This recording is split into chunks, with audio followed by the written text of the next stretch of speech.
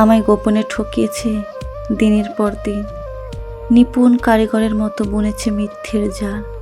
অথচ আমি ছিলাম তার সেই সুনিপুণ অভিনয়ের মায়ায় আবদ্ধ। প্রতিটি কথাকেও তখন সত্য বলে বিশ্বাস করেছিলাম, কারণ তার চোখের ভাষায় তখন ভালোবাসার ছলনা ছিল, আর আমার চোখে ছিল অন্ধবিশ্বাস।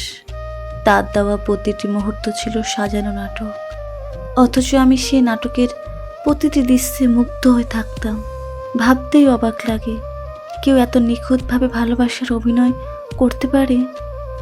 আজ যখন সত্যটা আয়নার মতো পরিষ্কার, এখন নিজের চেয়েও তার সেই শ্রেষ্ঠ অভিনয়ের প্রতি এক অদ্ভুত করুণা হয়।